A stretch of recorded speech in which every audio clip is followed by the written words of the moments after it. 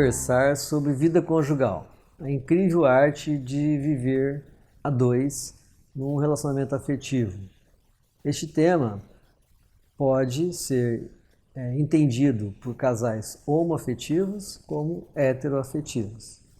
Lógico que os paradigmas que a gente trabalha sempre vêm ainda muito em estudos de casais heteroafetivos, mas a questão do vínculo afetivo não tem essa identidade de gênero, não tem especificidades de hétero ou homo.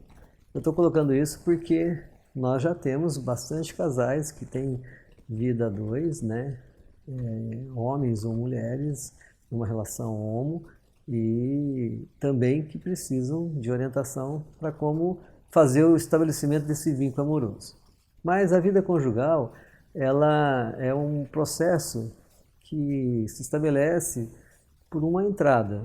Quando você tem a vida conjugal, e a primeira coisa que você pergunta é qual foi o dia ou qual foi o momento que eu me interessei pela pessoa pela qual eu vivo ou tenho a vida conjugal.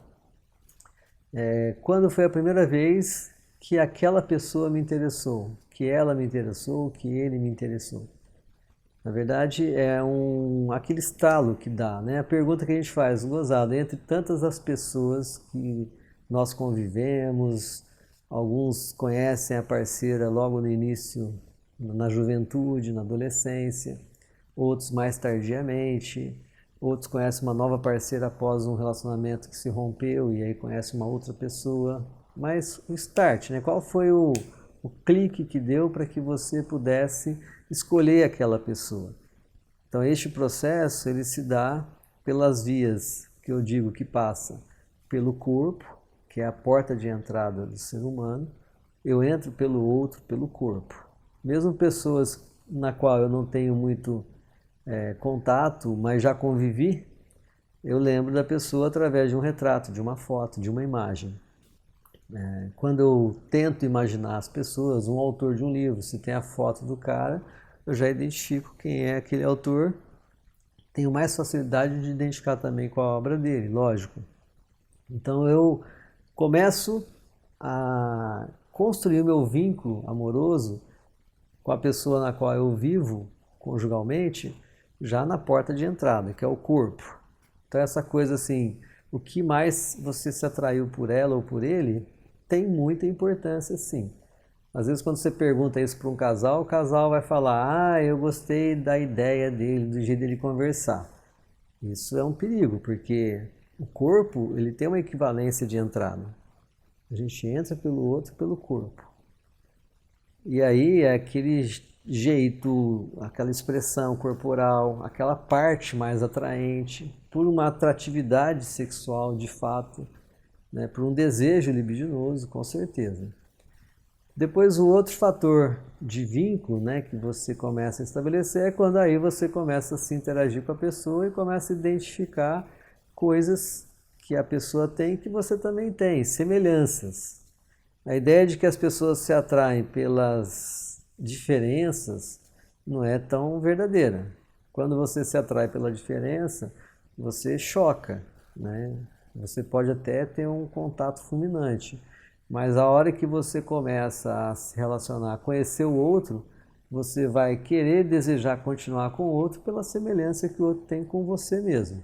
E essas semelhanças elas perpassam por desde gosto, desejos, vontades, hábitos alimentares, hábitos esportivos, musicais, literatura, papos, assuntos, até também identificações familiares, de trocas familiares. E o outro traço, outra forma que a gente entra no outro é também pela percepção da interatividade social. Então eu conheço uma pessoa, tenho uma atração física por essa pessoa, me arrebata um sentimento forte, um desejo, começo a conviver com essa pessoa, começo a identificar semelhanças e depois começo também a se interagir com o mundo dela e tudo isso vai somando para que eu estabeleça o vínculo amoroso. E este vínculo amoroso, ele vai se caracterizando e vai mudando a forma da gente ser casal. Então eu caracterizo a partir deste livro, né, que eu indico também, é um livro técnico da psicanálise, o Alberto Eiger, ele escreveu esse livro, Um Divã para a Família, e nesse livro eu sistematizei também algumas ideias a partir do que eu chamo de psicanálise contextualizada, que é uma forma de trazer a teoria complexa da psicanálise para entendimento do vínculo amoroso numa linguagem mais entendível, mais contextualizada. Então, a forma que depois a gente vai configurando os tipos de casais vão se dando de 3 formas. Nós temos o tipo casal muleta, é aquele casal que se estabelece no encontro corporal, na interatividade também das semelhanças e depois dos traços sociais e culturais, e que ele vai se estabelecer num vínculo e numa forma de ser tipo muleta. Um depende do outro. É o casal papai e mamãe que a gente fala, é o casal parental, é aquele casal que vive um com o outro não para fazer troca, mas sim por necessidade. Eu preciso do outro. Quando eu vivo com uma outra pessoa na qual eu preciso dela, eu me torno dependente dela. E aí não fica uma relação evolutiva, ela sempre está amarrada em interpontos, em cobranças, em criar expectativas do que o outro, que você gostaria que o outro tivesse e ele não tem, e assim por diante. Também nós temos um segundo tipo de casal nessa configuração do vínculo amoroso. É o casal tipo espelho refletido. É aquele casal que eles se encontram, se identificam, mas eles se identificam numa coisa que cada um deles tem em si mesmo, que é uma alta capacidade de amar a si mesmo. Então eles estão juntos, eles formam um casal tipo 20, um casal que espelha um perfil de casal adequado, super adaptado, mas no fundo eles são um casal que não se interrelacionam, que não comunicam, porque cada um comunica consigo mesmo. É esse tipo de casal espelhar que diante de uma discussão, diante de uma briga, cada um dos dois estão falando muito, mas nenhum dos dois estão ouvindo o outro. Só ouve aquilo que eles estão falando. O ouvido é o seu mais... a sua fala, ele só ouve a sua própria fala. Então, o seu ouvido ouve a sua própria fala. O outro está falando, mas ele não para ouvir o outro. É como se houvesse um vidro transparente num debate onde não há comunicação de mensagem. E é aquele casal também que está muito preocupado com as necessidades pessoais. Olha, eu te amo para ter a certeza que você me ama, mas no fundo eu amo a mim mesmo, como o próprio Jacques Lacan, que é um psicanalista francês, já nos orientou, né? Eu estou com o outro, digo que amo o outro, para ter a certeza que esse outro também me ama, mas no fundo eu amo a mim mesmo. E aí o terceiro tipo de casal, que é o casal estruturado, é aquele casal que se estabelece num vínculo de 2 pessoas maduras, inteiras, capazes de comunicar sentimento, capazes de receber sentimento e ao mesmo tempo pessoas que não precisam do outro. O bom casal, então, o casal estruturado, é aquele casal que eu não preciso dela, ela não precisa de mim, e vice-versa. Quando eu preciso do outro, eu me torno dependente desse outro. Mas como assim? Eu vou viver com uma pessoa que eu não preciso dela? Eu não preciso, eu faço troca. Então, o casal estruturado é aquele que troca conteúdos, troca desejos, troca afetos, troca projetos. Mas um tem um projeto, o outro tem outro projeto, eles trocam. Pode ser que os projetos depois eles afunilam juntos. Tem casais que fazem negócios juntos. Porém, negócios, casais à parte, né? Na hora da empresa, é empresa. Na hora da vida amorosa, é vida amorosa. Mas para você viver isso, você tem que ter muita maturidade. Quando você está com uma pessoa que não tem projeto e você tem, já está apresentando um dificultador. Você vai ficar na mão. Porque você tem, a outra não tem, o outro não tem, então você vai ficar em defasagem. Todos os projetos que você for projetar ou prospectar para a sua vida, o outro que não tem ou vai invejar e vai te atacar, ou não vai aceitar. Então esse casal estruturado é os 2 inteiros, aqueles que têm clareza da sua própria história pessoal. E lógico, numa sociedade como a nossa, dificilmente nós vemos casais bem estruturados. Até para um processo de separação, o casal bem estruturado ele tem mais facilidade de se separar, porque eles vão chegar à conclusão um para o outro que não dão certo viver juntos a dois e que aquela relação não evoluiu. E se eles têm filhos, eles vão continuar sendo pai e mãe dos filhos, porém não um casal. E aí até amigos depois. Só um casal estruturado consegue fazer isso. Ah, mas você vai me falar então que casal estruturado se separa? Pode se separar, sim. A questão de estar junto ou estar separado não diz respeito a esses tipos de perfis em si. Um casal imaturo do tipo muleta que eu coloquei, ele pode viver a vida toda dele adaptado a esse tipo de muleta. Um casal tipo espelhar, cada um na sua, que espelha seu próprio desejo no outro, também pode viver a vida dois se espelhando um no outro e tendo o outro como um troféu. A vida toda. E também um casal estruturado também pode viver a vida toda. Mas todos os três tipos de casais podem vir a se separar. Ah, mas então todos nós temos perfis de casal muleta, casal espelho, casal estruturado? Sim. Às vezes um casal estruturado ele também tem alguma formatação, alguma forma de estabelecer vínculo que ainda retoma a traços parentais, a transferência de pai e de mãe, a relacionamento como se fosse uma irmandade. Então, nesse caso, ele consegue perceber que ele está reproduzindo um modelo de muleta, de dependência, mas consegue um olhar para o outro e se recolocar no propósito da qual eles estão juntos, que é de troca e que é de trocar interatividade. Neste texto do Eiger, né, Um Divã para a Família, ele vai trabalhar exatamente o conceito que eu achei fantástico, que ele chama de interfantasmatização. Na interfantasmatização, o casal, ele e ela, trazem consigo um histórico pessoal familiar. Este histórico pessoal familiar é o elemento que ele chama de os fantasmas de um com os fantasmas de outro. O que são os fantasmas?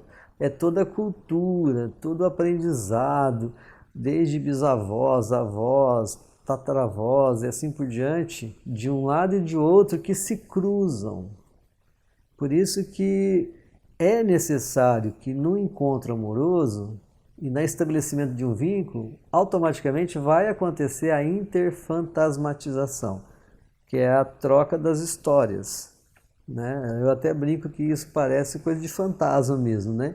Às vezes você está lá na sua casa com a sua parceira, com o seu parceiro, e daqui a pouco surge uma briga do nada, e às vezes parece até que tem uma interferência de algum espírito, de alguma pessoa lá do passado, ou algum episódio que você fica sabendo que aconteceu na vida dela, que aí começa a surgir aquela ideia de que, nossa, será que isso vai acontecer com ela também, né? Coisas que acontecem do nada, uma briga assim. E o casal estruturado vai passar por isso. A diferença é que ele consegue identificar que às vezes são demandas da história dela, demandas da história dele, que eles têm que saber deixar no lugar dele e no lugar dela. A história dela e a história dele pertence a cada um. E a história do passado não pode ser apagada, mas tem que ser uma história para ser visitada. Por isso que aqui é muito importante nesse conceito da interfantasmatização, os casais aprenderem a conhecer a história do outro, né? Qual é a família de cada um? Hoje em dia eu tenho atendido muitos casais em terapia familiar, que é uma área que eu atendo, e é uma área assim, a terapia familiar é das terapias que dá mais resultado de todas as terapias que a gente aplica, sempre com esse olhar da psicanálise. Mas é uma das tipos de terapia que poucos casais têm coragem de bancar, porque ela é muito complicada. No início de uma terapia conjugal, o emergente é o motivo pela qual trouxe a uma terapia conjugal, que é o conflito. E é neste conflito que vai estar se estabelecendo a percepção de como se configura esse casal e qual é o vínculo amoroso que foi se estabelecendo. E para isso a gente precisa mexer com as histórias familiares de um e do outro. E é interessante que às vezes casais de 20 anos, 30 anos, ficam sabendo numa sessão terapêutica de coisas que ela nem imaginava de saber da vida do outro. Por isso que às vezes tem crises que acontecem que é a reprodução de alguma coisa que um deles viveu no passado e que é revivido na vida conjugal sem que se perceba. Porque tem uma lógica nisso, né? Você um dia foi solteiro, foi filho. Depois, quando você se vincula a alguém amorosamente e vive com esse alguém, uma vida conjugal, casado ou não casado, juntado ou amaziado, de qualquer forma, você muda de status. Você deixa de ser o filho que vive com a família e passa a ser um parceiro, um companheiro, estabelecer uma nova família. Então, nessa mudança de status, às vezes a gente acaba regredindo e reproduzindo modelos e formas de ser dos nossos pais, que a gente aprendeu na nossa cultura, na nossa história. Imagina então isso transferido para o parceiro, para a parceira, e ela também fazendo o mesmo. Então essa interfantasmatização, se cada um dos dois juntos tiver acesso à história, a chance de você driblar uma transferência, uma reprodução da história, uma repetição, é muito grande de você evitar, porque você já sabe o que está manifestando. Eu, por exemplo, a minha esposa, ela tem uma brincadeira comigo, que quando eu começo a ficar brava, assim, em alguma conversa na qual ela está me provocando ou questionando uma opinião minha, aí eu começo a querer ficar brava, ela já brinca e fala assim, ó o seu mané, porque ela teve acesso ao meu pai, que a gente chamava de Mané, Manuel, já está morto. Era um cara muito bom, mas ele também tinha um gênio forte. Então, às vezes, e muitas vezes, eu copio esse gênio dele sem perceber no modelo conjugal que ele viveu com a minha própria mãe, que eu faço isso inconscientemente, às vezes com a minha esposa. Só o fato dela brincar com isso já faz com que eu dou uma recuada. Opa, peraí, eu sempre disse que esse tipo de rompante, de agressividade assim verbal ou de defesa, né, de autodefesa, eu nunca iria repetir do meu pai. E por que eu estou repetindo agora?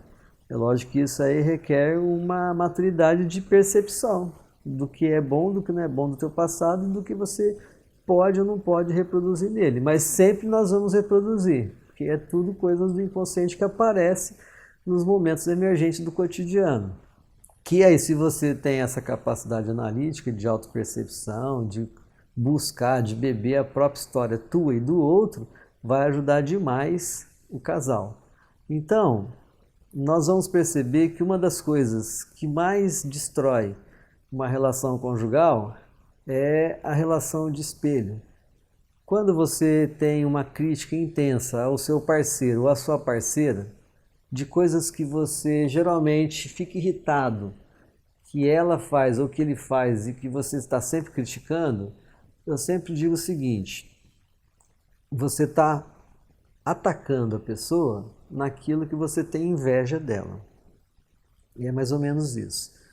Se eu invejo alguma coisa, alguma qualidade da minha companheira ou a mulher do companheiro, mas alguma coisa que ele tem, algum talento, alguma habilidade, alguma forma de ser que ele tem, que ela não tem, por exemplo, a tendência é de ver que ela não tem e invejar. E quando eu sei que eu invejo o outro? A inveja é um elemento emocional. Eu invejo aquilo que o outro tem que eu não tenho.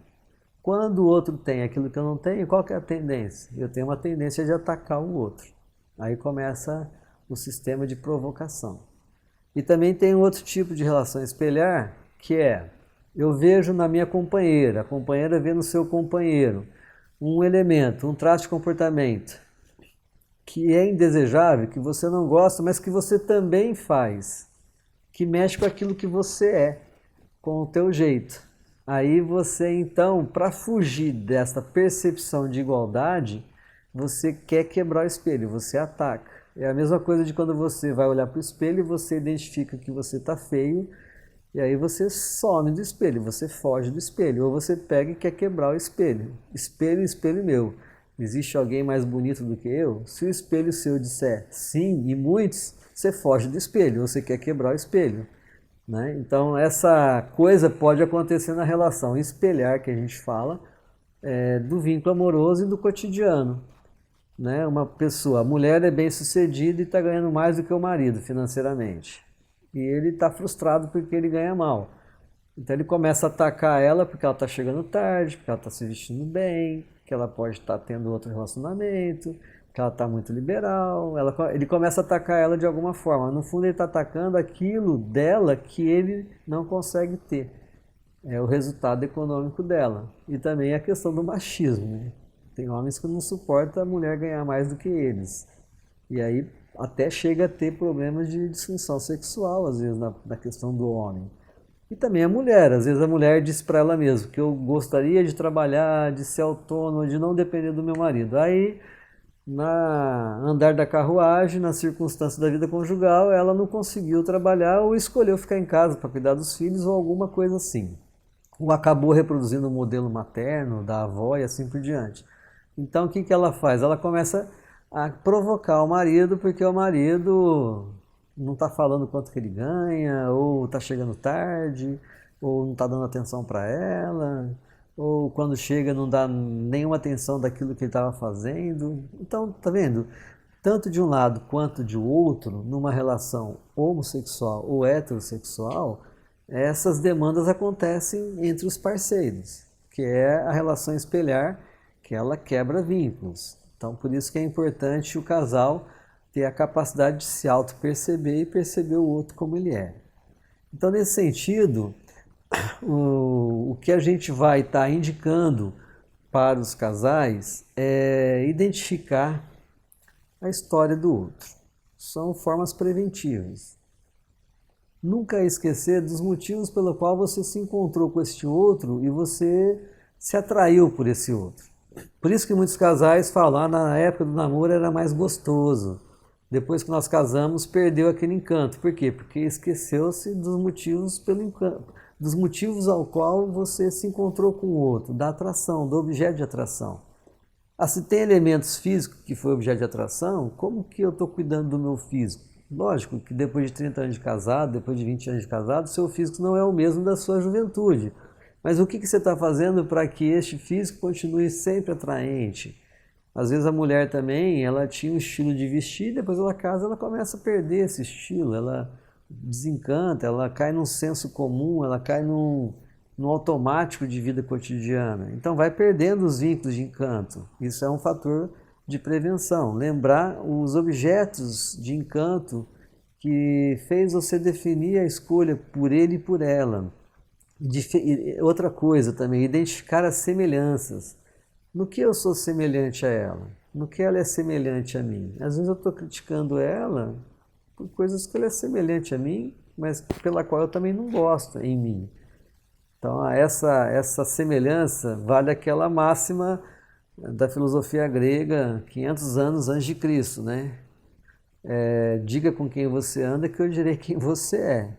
Se você é capaz de querer escolher conviver com uma pessoa durante tantos anos, tem muita coisa aí da semelhança, você faz uma parceria. Outra coisa para você prevenir uma vida conjugal sempre saudável e de estrutura e que faça vocês estarem juntos, não só por estar juntos, para criar filho, para administrar o cotidiano financeiro, que isso é chato, né? Mas para que vocês possam pontuar a felicidade conjugal, de ser gostoso de estar junto, de ter alguém que você possa partilhar a vida de forma mais íntima, de ser a sua cumplicidade na sua intimidade. Isso é muito bom, né? Isso é uma coisa favorável para a vida conjugal. Tanto que o DNA cultural do ser humano é buscar viver com outra pessoa, né? É a parceria, é a vida conjugal amorosa. Por mais que se fale mal do casamento, por mais que se fale mal da família, todo mundo está em busca de um parceiro, de um par. O índice de pessoas que não querem estar com alguém por um vínculo amoroso é pequeno, né? Tudo bem, tem aquela fase de que você não quer ficar com ninguém para aproveitar e ficar com o máximo de pessoas possível. Mas isso uma hora passa e você começa a ter uma necessidade de estabelecer um vínculo, até de constituir uma família. Então, um dos itens também que eu indico para que você possa ter prevenção dessa vida amorosa é sempre identificar que tipo de casal você está sendo. Muleta, espelhado, refletido, né? Eu me amo e não faço relação com ela, ou estruturado. nós transitamos nesses 3 tipos de casais. O ideal é construir uma estrutura madura do casal estruturado, que mesmo que você caia nas artimanhas do casal muleta, de dependência, ou do casal espelhar, de ataques e de espelho refletido, você retoma a posição para condição de estrutura, porque não existe casal que nunca vai brigar, que nunca vai ter atrito. Sempre você vai ter atrito. Aliás, isso é um bom sintoma, é sinal de que você não está morto, que esse casamento não é mórbido. Tem uns casais aí que eu brinco, né? Quando vocês morrerem, comprem um caixão que caiba os 2 juntos. Ou já encomenda o caixão, porque vocês já estão mortos. Casal que não tem conflito é um casal morto. Por mais interatividade, por mais vínculo que se tenha, o conflito é inerente. Por quê? Você sempre tem que se provocar e é natural. Você sempre vai estar enxergando as coisas, você vai estar sempre passando por crises, por dificuldades. Então, eu digo que a estrutura de um casal é como se fosse uma câmera fotográfica, que você prepara uma bela câmera fotográfica e coloca ela num tripé para tirar uma bela fotografia. Para que a sua vida conjugal seja o reflexo de uma boa fotografia, você tem que estar solidificado num tripé. E o tripé de uma câmera fotográfica ele é muito interessante. Se você bater o pé em um dos tripés, a câmera cai. Não tem como de sustentar a câmera. E o tripé da vida conjugal que a gente tem que preservar é os projetos partilhados. Ele tem projeto, ela tem projeto. Eles têm projetos pessoais, projeções pessoais individuais. E fazer a troca e a solidariedade e o compartilhamento desses projetos. Não tentar minar o projeto do outro, mas incentivar que o outro realize o seu próprio projeto e você realize o seu próprio projeto. Não viver uma vida de neutralização. Se um casal, um neutraliza o projeto do outro, morre também. A vida sexual ativa, porque a vida sexual ativa restabelece o primeiro motivo do encontro, que é o corpo. O corpo, então, é o regozijo dos afetos partilhados. Vamos dizer, a cama do casal é onde o casal pode dizer, vivencialmente, corporalmente, pontuar no prazer físico o sentimento que eles têm um pelo outro. Então, vida sexual ativa é um bom tripé de preservação conjugal. E o outro tripé é a vida comunitária partilhada.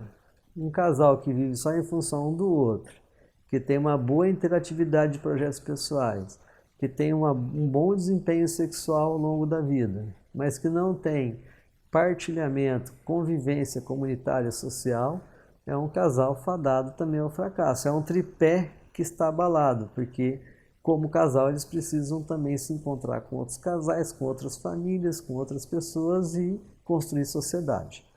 Então, nesse sentido, dentro dessa dinâmica na qual eu propus conversar com vocês sobre vida conjugal, espero que a você que esteja vivendo um romance, vivendo uma vida 2, possa aproveitar essa temática para tentar identificar na sua vida conjugal os aspectos que você tem que mexer e repensar. Se tiver difícil, é melhor que você procure uma ajuda numa terapia conjugal que colabora demais para fazer essas análises e essas autopercepções e a construção de um projeto conjugal saudável e feliz. Um abraço para você.